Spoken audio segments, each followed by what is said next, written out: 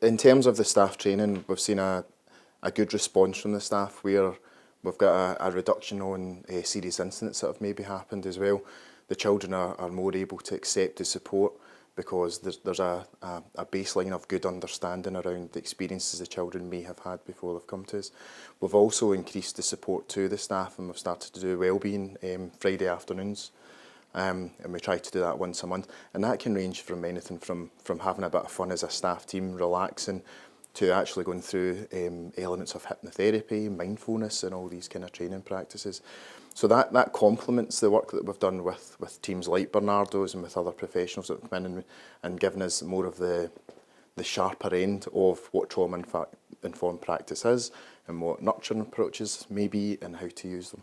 It goes back to how we prepare staff, so that's why we have our briefing meeting every morning, and although it's intended to be a quick kind of trot through every pupil, so that also every pupil's mentioned every day, and you know their own individual needs or changes to their plan are mentioned every day, so that staff aren't going in blind, so that staff know we've got a traumatised young person or a young person whose parent has become ill, or perhaps there's been a breakdown in communication at home over the weekend or whatever, so staff know what they're dealing with when they can come in. They can therefore adapt their lessons or their practice accordingly for that young person. If we have a major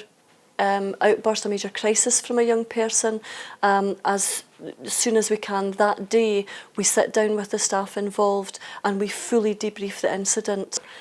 It is a challenge because by working with young people with high levels of trauma, we sometimes have to confront our own traumas, and myself and other colleagues have been trained in kind of coaching, mentoring approaches.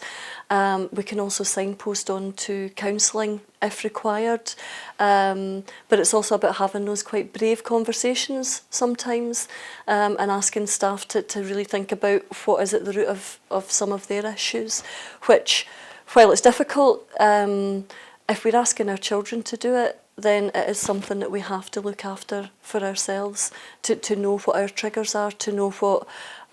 might be pushing our ticket that day, so that we can respond as calmly as possible with pupils at all times. The understanding of staff through experiencing that level of training has really increased and improved their responses to the children and young people. I think the thread that goes with it as well is one that we often don't talk about, is we're often looking for other people to come and do this work with our children, where actually through the training that we're delivering, we can do that at a level in our own school and in our own context. Yeah, it's useful having consultations and supports from agencies within the NHS, for example. However, the relationship comes first, and actually through that really strong, purposeful relationship, we can do a lot of the work in context with the children and young people here.